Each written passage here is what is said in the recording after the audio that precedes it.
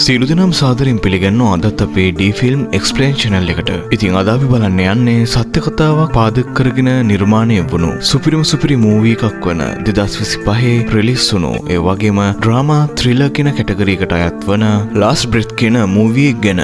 ඉතින් මේ මූවී එකට IMDb 6.4ක තමයි ලැබිලා තියෙන්නේ. හොඳයි එහෙනම් වැඩි කතා නැතුව අපි යමු මූවී එකට. ඒ වගේම channel එක subscribe කරලා නැත්නම් දැන්ම subscribe කරලා තියාගන්න. ඒ වගේම එහා පැත්තේ තියෙන bell icon එකත් click කරලා තියාගන්න. එතකොට තමයි ඊළඟට එන හැම වීඩියෝ එකක්ම ඔයාලට බලා ගන්න පුළුවන් වෙන්නේ. හරි, අපි යමු මූවී එකට.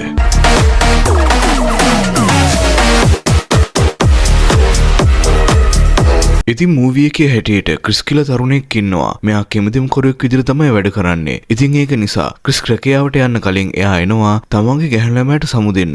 ඉතින් මේ වෙලාවේදී ක්‍රිස්ගේ ගැහැණු ළමයා නම් පොඩ්ඩක්වත් කැමති නෑ එයා මේ රැකියාව කරනවට. ඉතින් ඒ මොකද කියලා කිව්වොත් මේ රැකියාවේදී ජීවිත අවදානම ගොඩක් වැඩි නිසා. කොහොම නමුත් මේ තරුණයා එයාගේ ගැහැණු ළමයාට සමු දීලා නැවට පිටත් වෙනවා. ඉතින් ඒ විදිහට ක්‍රිස්ට නැවේදී එයාගේ අනිත් සගයන්ව හම්බ වෙනවා. ඉතින් ඒ විදිහට ක්‍රිස් එයාගේ අනිත් සගයන් එක්ක කතා කර රිද්දේ මෙතෙන්ට එනවා ක්‍රැග් කියලා කෙනෙක්. ඉතින් මෙයා තමයි මේ ඉන්න කිමුදුම් කරුවන්ගේ වැඩ බලන්නේ. කොටින්ම කිව්වොත් මෙයා තමයි මේ ඉන්න කිමුදුම් කරුවන්ගේ ප්‍රධානියා විදිහට වැඩ කරන්නේ. ක්‍රැග් මේ වෙලාවේදී මේ ඉන්න කට්ටියව කණ්ඩායම් කිහිපයකට බෙදෙනවා. ඒ විදිහට ඩන්කන්, ඩේවිඩ්, ක්‍රිස් වැටෙන්නේ එකම කණ්ඩායමකට. ඉතින් ඒ විදිහට ක්‍රිස් ටිකක් සතුටින් තමයි ඉන්නේ. ඒ මොකද කිව්වොත් ක්‍රිස්ගේ පළවෙනි කිමුදුම් සවාරිය එයාට යන්න වෙලා තියෙන්නේ මේ ශේස්ත්‍රයේ ඉන්න ප්‍රවීණයෝ දෙන්නෙක් එක්ක. ඉතින් කොහොම නමුත් මේ වෙලාවේදී ක්‍රිස් ගිහිල්ලා ඩේවිඩ් එක්ක කතා කරනවා. ඉතින් මේ වෙලාවේදී ඩේවිඩ් ක්‍රිස් එක්ක කොච්චර හොඳට කතා කරත් ඩේවිඩ් නම් ක්‍රිස් වැඩි ගණන් ගන්න නැතුව තමයි කතා කරන්නේ. ඉතින් ඒක නිසා ක්‍රිස් මේ වෙලාවේදී ඩන්කන්ට සමු දීලා මෙතනින් පිටත් වෙලා යනවා.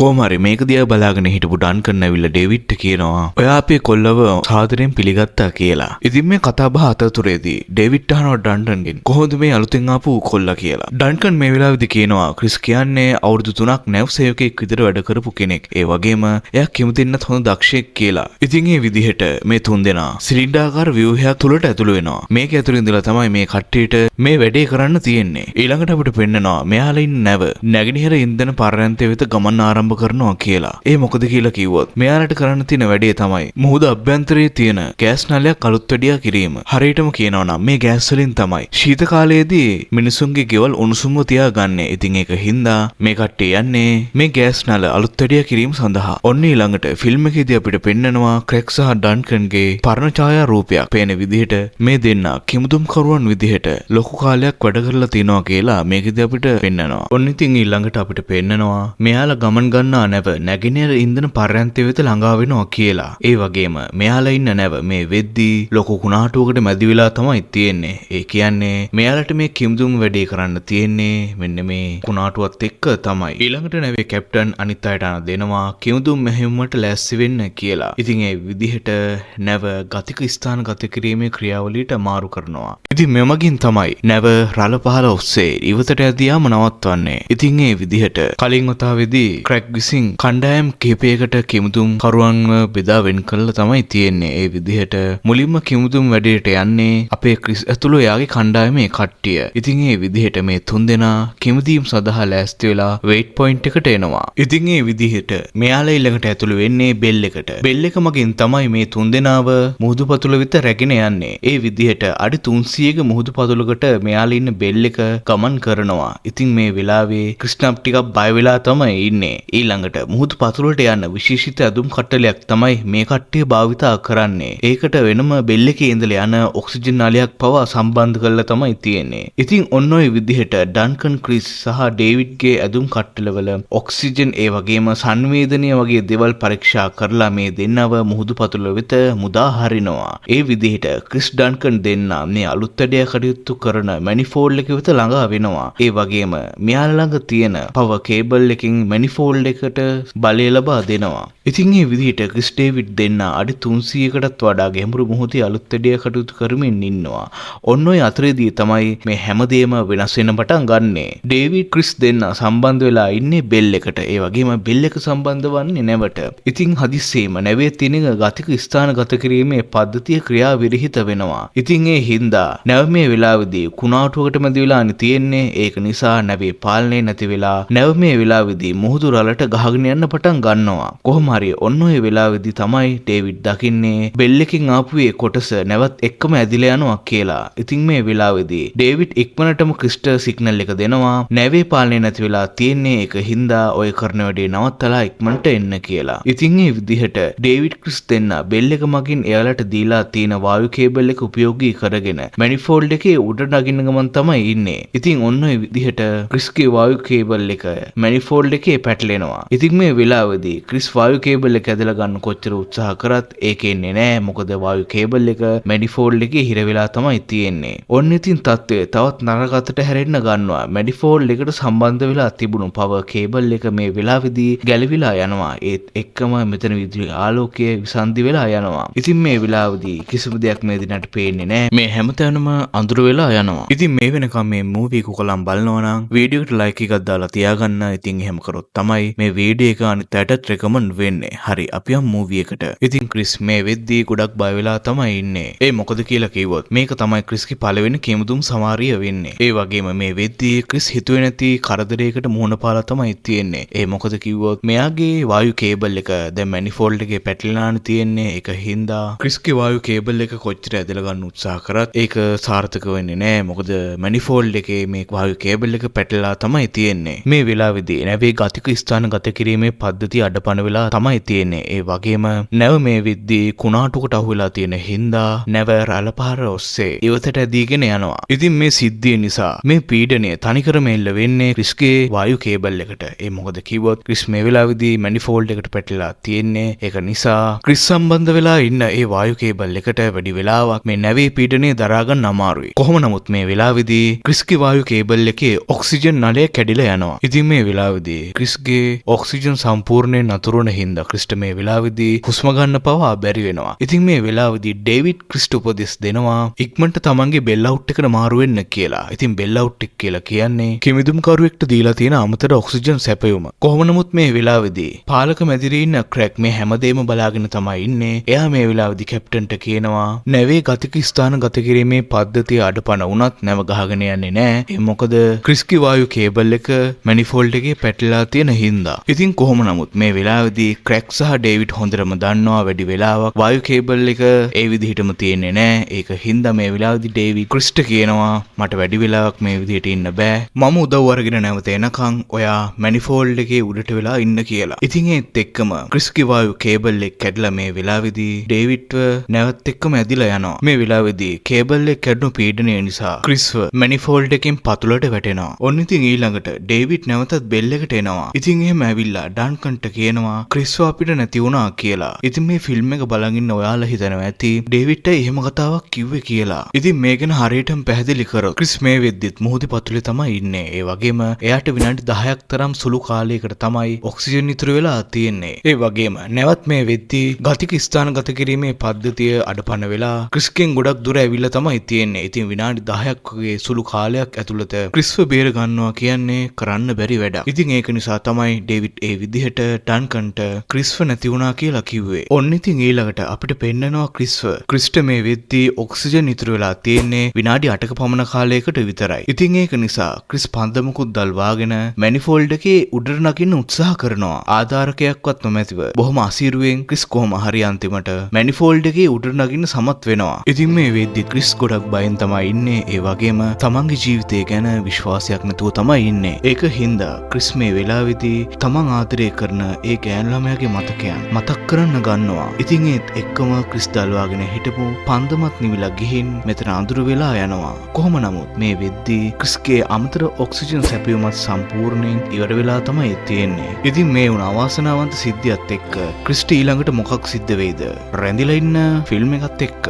ඉතින් ඊළඟ දර්ශනයේදී පාලක මැදිරියට පණිවිඩයක් ලැබෙනවා තෙරපුම් යන්ත්‍රවල දෝෂයක් නැහැ කියලා. ඒ කියන්නේ නැවේ ඉන්න කැප්ටන්ට නැව මැනුවල් ක්‍රමයට පාලනය කරන්න පුළුවන් කියන එක. ඉතින් ඒ විදිහට කැප්ටන් නැව ආපසු හරවගෙන මැනිෆෝල්ඩ් එක තියෙන තැනට එහෙම නැත්නම් ක්‍රිස් ඉන්න තැනට ගමන් ආරම්භ කරනවා. ඒ වගේම පාලක මැදිරියේ ඉන්න ක්‍රැග් මේ වෙලාවේදී රෝවරයක් උපයෝගී කරගෙන ක්‍රිස් කොහෙද ඉන්නේ කියලා පරීක්ෂා කරලා බලනවා. එතකොට තමයි දකින්නේ ක්‍රිස් මැනිෆෝල්ඩ් එකේ උඩ ඉන්නවා කියලා. ඉතින් මේ වෙලාවේදී ක්‍රිස්ට ඔක්සිජන් නැතුව මිනිත්තු 7ක් පමණ ගත වෙලා තමයි තියෙන්නේ. කොහොම නමුත් මේ වෙලාවේදී ක්‍රැග් උත්සාහ කරනවා රෝවරය මගින් ක්‍රිස්ව උඩට අරගෙන එන්න. ඉතින් මේ උත්සාහය අසාර්ථක වෙනවා. ඒ මොකද කිව්වොත් ක්‍රිස් තමන්ගේ ඔක්සිජන් ඉවර වෙන්න කලින් තමන්ව මැනිෆෝල්ඩ් එකට සම්බන්ධ කරලා තමයි තියෙන්නේ. ඉතින් මේ මොකද කියලා කිව්වොත් සිහිය නැතුව ඉන්නකොට රළ පාරට තමන්ව ගහගෙන යන්න ඉඩ නොදෙන්න තමයි ක්‍රිස් මේ වෙලාවේදී තමන්ව මැනිෆෝල්ඩ් එකට සම්බන්ධ කරගෙන ඉඳලා තියෙන්නේ. ඉතින් මේ වෙලාවේදී නැවේ ඉන්න හැමෝම ගොඩක් දුකින් තමයි ඉන්නේ. ක්‍රිස්ගේ පළවෙනි කිමිදීමේදී මේ වගේ අවාසනාවන්ත සිද්ධියක් උනේ එක ගැන. කොහොම හරි මේ වෙලාවේදී පාලක මැදිරියේ ඉන්න නිලධාරියෙක් තමන්ගේ දැනුම උපයෝගී කරගෙන නැවේ ගතික ස්ථානගත කිරීමේ පද්ධතිය නැවත යථා තත්ත්වයට ගන්න උත්සාහ කරනවා. ඉතින් බොහෝ වේලාවක් උත්සාහ කරලා කොහොම හරි මේ නිලධාරිය සමත් වෙනවා නැව යථා තත්ත්වයට පත් කරන්න. ඔන්න ඉතින් නැව යථා තත්ත්වයට පත්වීමත් එක්ක දැන් මේ කට්ටියට පහසුවෙන් ක්‍රිස් ඉන්න තැනට යන්න පුළුවන් වෙනවා. මොකද මේ වෙනකන් කැප්ටන් ඇතුළු අනිත් කාර්ය මණ්ඩලයත් බොහොම අසිරුවෙන් තමයි නැව පදවාගෙන ගියේ. ඉතින් ඊළඟ දර්ශනයේදී අපි පෙන්වන විදිහට නැව යථා තත්ත්වයට පත් වුණ නිසා ඩේවිඩ් සහ ඩන්කන් සූදානම් වෙනවා ක්‍රිස්ව අරගෙන එන්න. ඒ විදිහට නැවත් දැන් මැනිෆෝල්ඩ් එක ළඟට ඇවිත් ස්ථානගත වෙලා තමයි තියෙන්නේ. ඉතින් මේ විදිහට ඩේවිඩ් ක්‍රිස් ඉන්න තැනට කිමිදිලා යනවා. ඉතින් මේ වෙද්දි ඩේවිඩ්ට හිතාගන්න බෑ ක්‍රිස් තාම ජීවිතුන් අතර ඉන්නවද එහෙම නැත්නම් ක්‍රිස් ඉන්නේ සිහිය නැතිවද කියලා. ඉතින් කොහොම නමුත් මේ වෙලාවේදී ඩේවිඩ් ඉක්මනට ක්‍රිස්වත් තමන්ට සම්බන්ධ කරගෙන වායු කේබල් එක දිගේ උඩට නගින්න ගන්නවා. ඉතින් මේ වෙනකම් මේ ෆිල්ම් එක බලන් ඉන්න ඔයාලා දන්නවා නැව තාමත් තියෙන්නේ කුණාටු සත්වයක කියලා. ඉතින් ඒක නිසා මේ වෙලාවේදී නැව ලොකු රළ පහරකට අසු වෙනවා. ඉතින් ඒක නිසා ක්‍රැග් මේ වෙලාවේදී ඩේවිඩ්ට අනුතුරු අඟවනවා ඝට්ටනයක් සිද්ධ වෙන්න යන්නේ. ඒක නිසා හැකික්මනින් ඔතනින් අයින් වෙන්න කියලා. ඉතින් ඒ විදිහට ඩේවිඩ් ක්‍රිස්වත් අරගෙන මැනිෆෝල්ඩ් එකකින් පතුලට පනිනවා. ඒත් එක්කම නැවට සම්බන්ධ වෙලා තියෙන බෙල් එක ඇවිත් මැනිෆෝල්ඩ් එකේ වැදිලා මෙතන ඝට්ටනයක් සිද්ධ වෙනවා. ඉතින් වාසනාවකට වගේ බෙල් එක ඇතුළේ ඉන්න ඩන්කන්ටත් ඒ වගේම ඩේවිඩ්ටත් මෙතනින් කිසිම අනුතරක් සිද්ධ වෙන්නේ නැහැ. ඒක නිසා ඩේවිඩ් මේ වෙලාවේදී බොහොම අසීරුවෙන් බෙල් එක ඇතුළට එන්න සමත් වෙනවා. ඉතින් ඔන්න ඔය විදිහට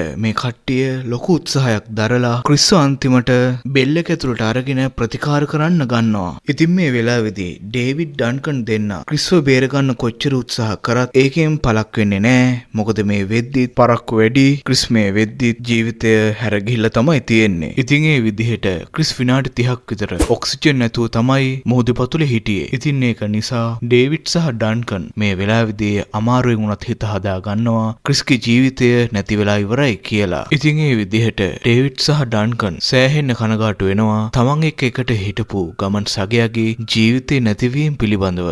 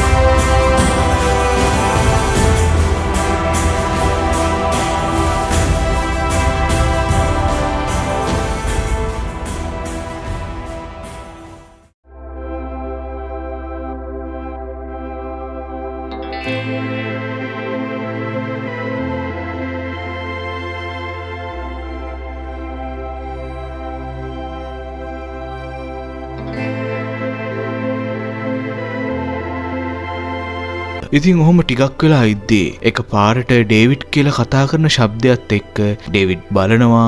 ඒත් එක්කම එයා දකිනවා ක්‍රිස් එක පාරට ඩේවිඩ් එක්ක කතා කරනවා කියලා. ඉතින් වාසනාවකට වගේ ක්‍රිස්ට නැවතත් පණ ඇවිල්ලා තියෙනවා. ඒ වගේම ඩන්කන් සහ ඩේවිඩ් දෙන්නටත් මේක විශ්වාස කරගන්න අමාරුයි. මොකද සාමාන්‍ය මිනිස්සෙට විනාඩි 30ක් වෙනි කාලයක් ඔක්සිජන් නැතුව ජීවත් වෙන්න බෑ. හැබැයි වාසනාවකට වගේ ක්‍රිස්ගේ ජීවිතේ බේරිලා තියෙනවා. ඉතින් මේ පණිවිඩේ ඩන්කන් නැවේ ඉන්න ක්‍රැග්ට කියනවා. ඒ වගේම ක්‍රැග් ඇතුළු නැවේ ඉන්න හැම සමාජිකයෙක්ම ක්‍රිස්ගේ ජීවිතේ බේරුණු ගැන ගොඩක් සතුටින් තමයි ඉන්නේ.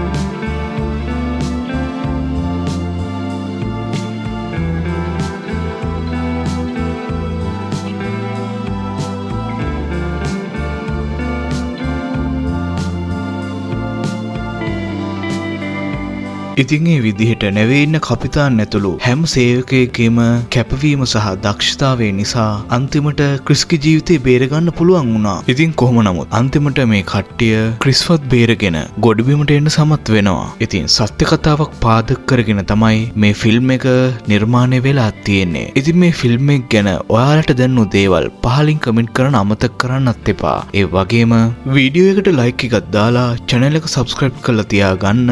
එහෙම කළොත් තමයි ඊළඟට එන හැම වීඩියෝ එකක්ම ඔයාලට බලා ගන්න පුළුවන් වෙන්නේ. එහෙනම් හැමෝටම සුබ දවසක්. ඊළඟ වීඩියෝ එකකින් අපි හම්බෙමු.